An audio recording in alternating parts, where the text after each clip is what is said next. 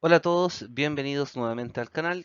Como ya saben, acá se estudia Derecho y para que sirva de repaso para las pruebas, obviamente no me pretendo que crean que me las sé todas, como les digo, estoy estudiando. Así que vamos a ir repasando ciertas cosas. Por ejemplo, ahora vamos a ver la empresa individual de responsabilidad limitada, que esto es lo que va a entrar en la prueba. Como siempre, si este contenido te sirve, por supuesto, te invito a dejar un like, compartirlo con tus compañeros y suscribirte al canal para que sigamos creciendo y subiendo más contenido y así me motiva a subirlo con más calma, ¿ya? Así que sigamos, pues, vamos a estudiar esto. Continuemos. La empresa individual de responsabilidad limitada, según el artículo 2 de la ley 19.857, es una persona jurídica que tiene su propio patrimonio distinto al del titular. Lo importante acá es que, aunque sea una sola persona la que la constituye, no es una sociedad, sino una figura distinta que nace de la ley. Además, es siempre comercial, sin importar si su objeto es civil, como por ejemplo arrendar propiedades. Por eso, se rige por el Código de Comercio en todo caso. Y ojo, hay una limitación importante. No puede dedicarse a actividades que la ley reserva para las sociedades anónimas, como por ejemplo ser banco o AFP. Así que ya tenemos el marco general. Estamos frente a una empresa con personalidad jurídica propia, creada por una persona natural, que puede realizar negocios como cualquier sociedad, pero bajo reglas especiales. Ahora que ya tenemos claro el concepto, es importante destacar tres rasgos fundamentales de las EIRL que las diferencian de otras figuras. Primero, estamos frente a una persona jurídica autónoma, o sea, una entidad que existe legalmente por sí sola, con nombre, patrimonio y responsabilidades propias distintas del titular. Segundo, esta figura está completamente mercantilizada, lo que significa que siempre será comercial, sin importar si su actividad es de naturaleza civil o no. Así lo dice expresamente la ley. Y tercero, y aquí hay que tener cuidado, no es una sociedad. Aunque actúe de forma parecida, la EIRL no se constituye por un contrato entre varias personas, sino por la voluntad de una sola persona natural. Es una empresa con lógica jurídica propia, distinta a las sociedades colectivas de responsabilidad limitada o anónimas. Ahora vamos con las características principales de esta figura.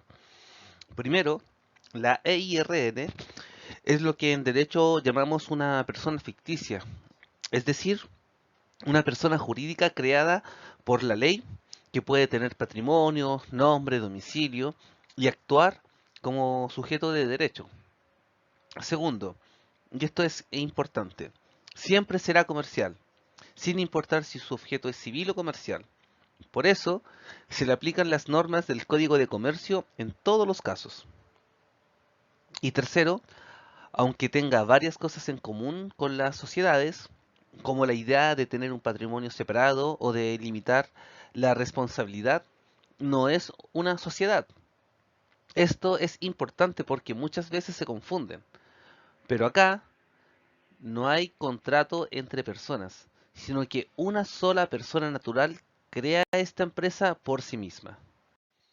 Un punto interesante de la EIRL es que pueden hacer de dos formas bien distintas, lo que se conoce como clases de unipersonalidad. La primera es la unipersonalidad originaria. Esto pasa cuando una persona natural constituye directamente una EIRL cumpliendo todos los requisitos legales. Aquí no existe ninguna otra persona jurídica previa. Es como partir desde cero. Y la segunda es la unipersonalidad derivada, que ocurre cuando ya existe una sociedad, pero una sola persona concentra todas las acciones, derechos o participaciones. En ese caso, esa sociedad se puede transformar en una EIRL, siempre y cuando se cumplan las formalidades legales. O sea, la ley te da la opción de crear una EIRL desde el inicio o de transformarte en una si te quedas solo como socio en una sociedad. Ahora, ¿quién puede crear una EIRL? Esta parte es súper importante. Solo las personas naturales pueden constituir una empresa individual de responsabilidad limitada.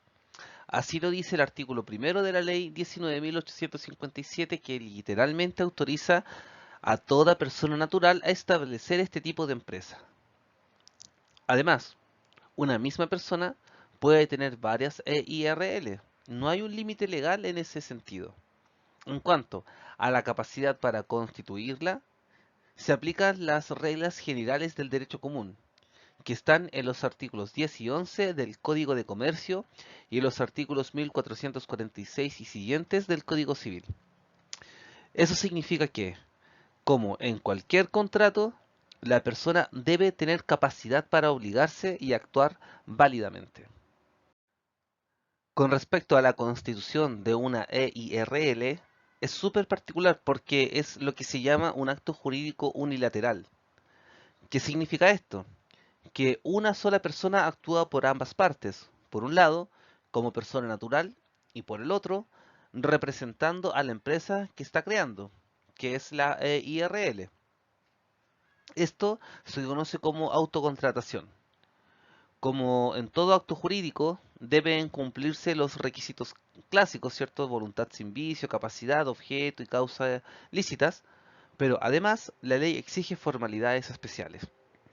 En concreto, se necesita una escritura pública y en su extracto debe inscribirse en el registro de comercio y también publicarse en el diario oficial.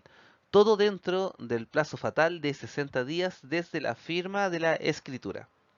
Esto lo regulan los artículos 3, 4 y 5 de la Ley 19.857, que es importante leer si vas a constituir una de estas empresas o si estás estudiando para la prueba, de seguro que te lo van a preguntar, así que ojo ahí.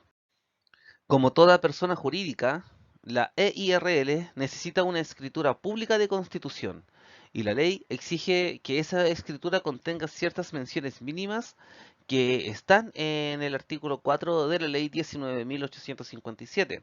¿Qué debe incluir esta escritura? Bueno, primero, la identificación completa del constituyente, o sea, su nombre, nacionalidad, estado civil, edad y domicilio.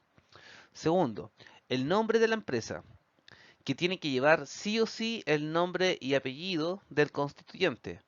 Puede llevar un nombre de fantasía, pero debe terminar con las palabras empresa individual de responsabilidad limitada o las siglas EIRL, como ya todos sabemos.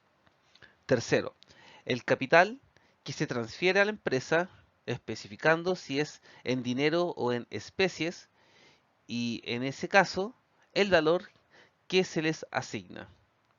Cuarto, el objeto o giro de la empresa, o sea, la actividad económica a la que se va a dedicar. Quinto, el domicilio.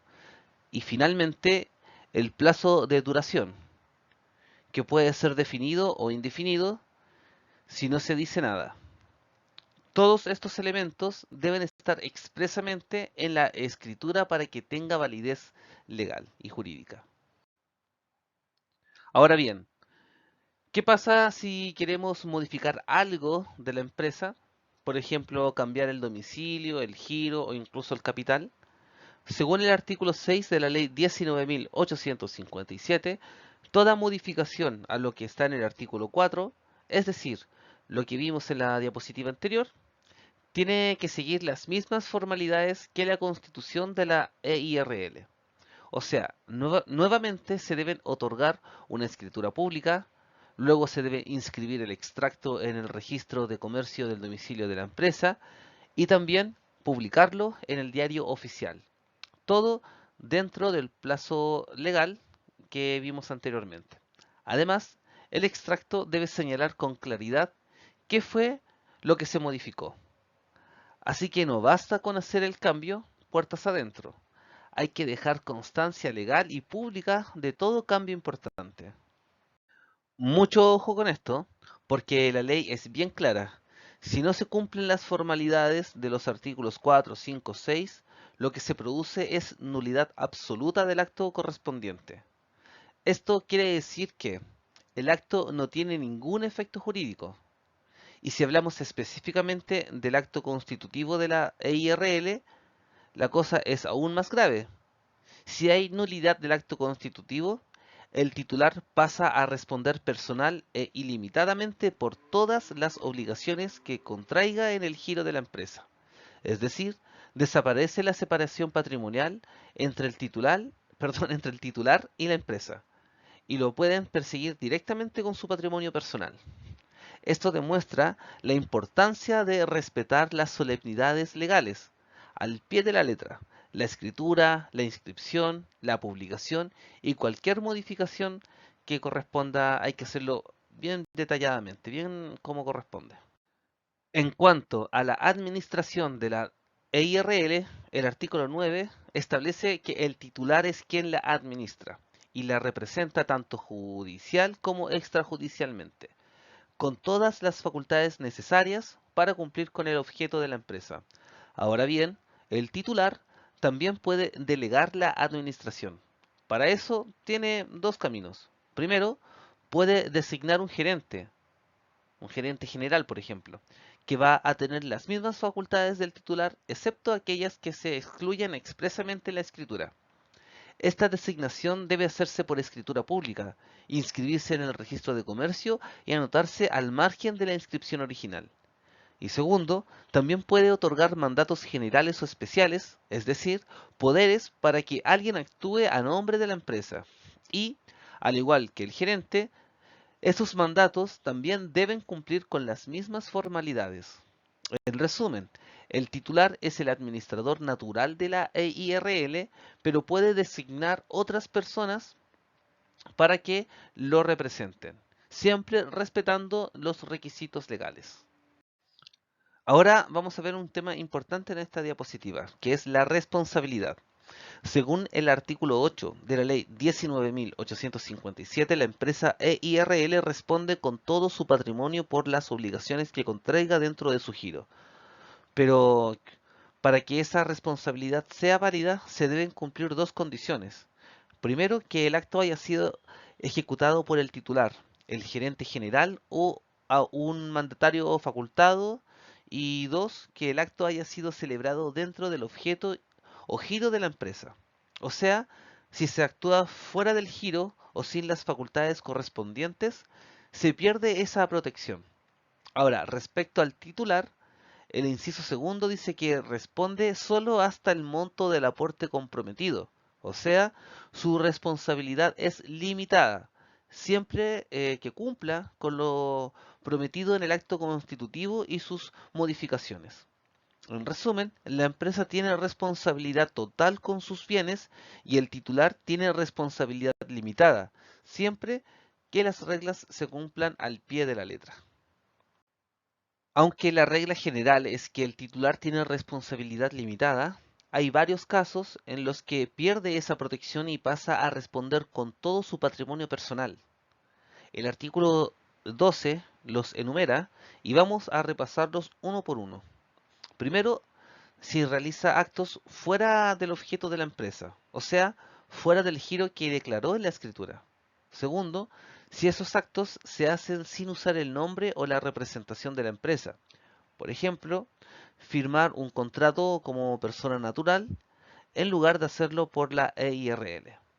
Tercero, si se hacen actos simulados, se ocultan bienes o se reconoce deudas que no existen, aunque no haya perjuicio inmediato.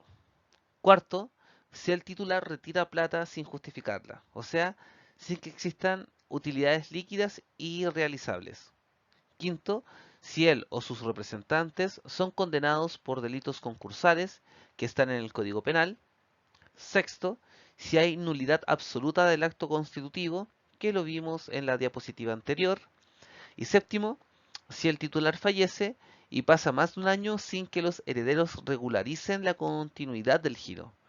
En todos estos casos, el titular ya no está protegido por la limitación de responsabilidad y pasa a responder personal e ilimitadamente, igual que en una sociedad de personas. Ahora, ¿qué pasa al revés? ¿La empresa responde por las deudas personales del titular?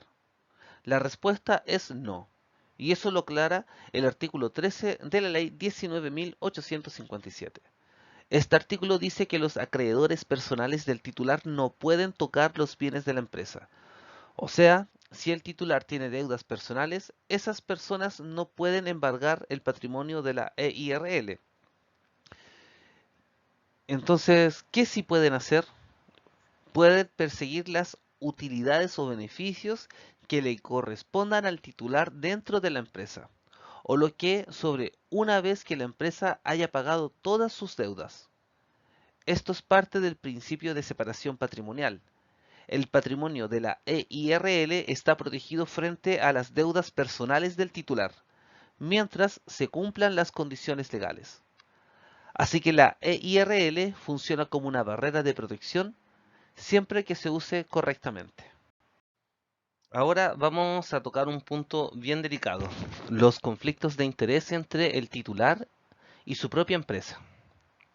El artículo 10 de la Ley 19.857 dice que si el titular realiza actos o contratos con su propio patrimonio y al mismo tiempo con el patrimonio de la EIRL, esos actos solo tendrán validez si constan por escrito y se protocolizan ante notario.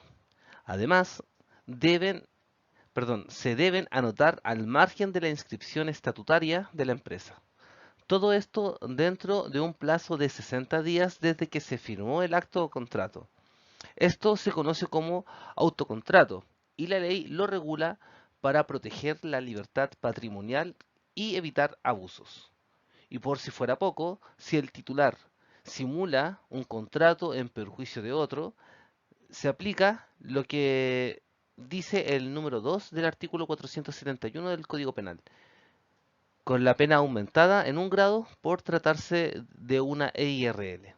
Así que el mensaje es claro, cuidado con mezclar los patrimonios. Si vas a hacer estos tipos de actos entre tú como persona natural y tu empresa, hazlo bien y con todas las formalidades.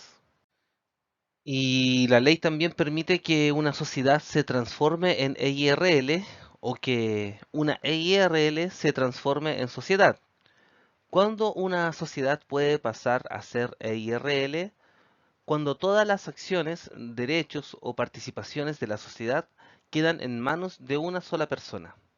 En ese caso, el propietario puede transformarla en empresa individual de responsabilidad limitada, pero ojo, tiene 30 días para hacerlo, contados desde que se produjo esa concentración. Para que la transformación sea válida, deben hacerse mediante escritura pública y su extracto tiene que inscribirse y publicarse tal como si se tratara de una nueva constitución. Por otro lado, también se puede hacer el camino inverso. Una EIRL puede transformarse en una sociedad de cualquier tipo, cumpliendo con las formalidades propias de esa sociedad. Así que esta figura es flexible y permite adaptarse a los cambios en la estructura del negocio o en la cantidad de participantes. La ley también contempla la posibilidad de que una EIRL pueda participar en procesos de división o fusión, igual que otras sociedades. El artículo 18 dice que, en lo no previsto expresamente, se aplican las normas legales y tributarias de las sociedades de responsabilidad limitada, incluyendo lo relativo al saneamiento de nulidades según la Ley 19.499. Por su parte, el artículo 15, letra C, señala una causal de término de la EIRL, y es cuando se aporta todo su capital a una sociedad, lo que equivale a una fusión. Esta figura, la EIRL, transfiere completamente su patrimonio a una sociedad, y con eso desaparece como entidad jurídica. Así que sí, la EIRL no solo es flexible en cuanto a su transformación, sino que también puede participar en reorganizaciones empresariales como fusiones y divisiones. respetando siempre las formalidades legales. La EIRL, como toda figura jurídica, puede determinar su existencia por distintas razones. Estas están reguladas en el artículo 15 de la Ley 19.857 y son bastante claras. La empresa termina cuando: 1. Por voluntad del titular, cuando él decide cerrarla. 2. Cuando se cumple el plazo que se estableció en la escritura constitutiva. 3. Si se aporta todo su capital a una sociedad, como vimos en la fusión del artículo 16. 4. Por resolución de liquidación, es decir, cuando entra en un proceso formal de cierre. 5. Por la muerte del titular, pero en este último caso hay una excepción. Los herederos pueden designar un gerente común para seguir con el giro de la empresa hasta por un año, y después de ese plazo se pone fin definitivo a la responsabilidad limitada. Esta norma permite una salida ordenada y da tiempo para resolver qué hacer con la empresa cuando el titular fallece. Una vez que se configura alguna de las causales de terminación de la EIRL, no basta con dejar de operar. La ley exige formalizar la terminación cumpliendo ciertos pasos legales. Según el mismo artículo 15, sea cual sea la causal de término, esta debe declararse por escritura pública y luego debe inscribirse el texto en el registro de comercio y publicarlo en el diario oficial, igual que en la Constitución o modificaciones. En caso de fallecimiento del titular, cualquier heredero puede hacer esta declaración, excepto si se designó un gerente común y se continuó el giro de la empresa. Pero pasado el plazo de un año, cualquier heredero puede declarar el término de la EIRL.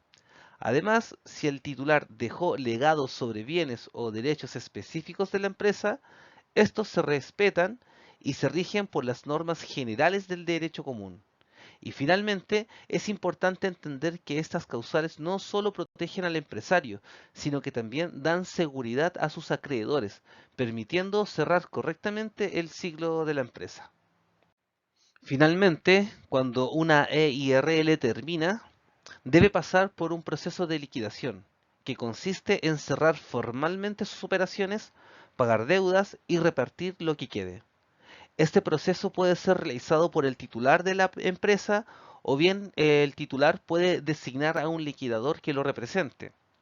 Las reglas que se aplican para llevar a cabo esta liquidación son: en primer lugar, las que se hayan establecido en la escritura de constitución de la empresa.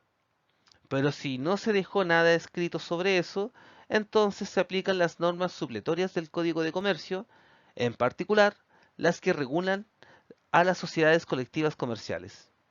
Y muy importante, una vez que la liquidación termina, se extingue completamente la personalidad jurídica de la EIRL, o sea, la empresa deja de existir legalmente. Así se cierra definitivamente este ciclo jurídico que comenzó con un acto unilateral y termina con un proceso ordenado de liquidación. Bien, amigos y compañeros, como hemos llegado hasta el final de este repaso sobre la empresa de individual responsabilidad limitada, debemos saber que está regulada en la ley 19.857. También vimos que es una figura pensada para personas naturales que quieren emprender con protección patrimonial sin necesidad de formar una sociedad.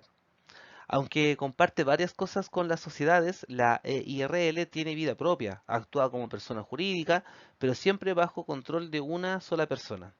Y como vimos, la ley le da estructura, formalidades y límites claros, permitiendo que funcione con responsabilidad limitada mientras se cumplan las reglas. Bueno, si este video te sirvió para estudiar, repasar o entender mejor esta figura, no olvides dejar tu like, compartirlo con tus compañeros y suscribirte al canal, que se vienen más contenidos de derecho explicados de una forma más digerible y aterrizada a un estudiante, como yo también que estoy estudiando. Bueno, nos vemos en el siguiente video. Mucho éxito en tus estudios, que te vaya bien en todo. Hasta luego.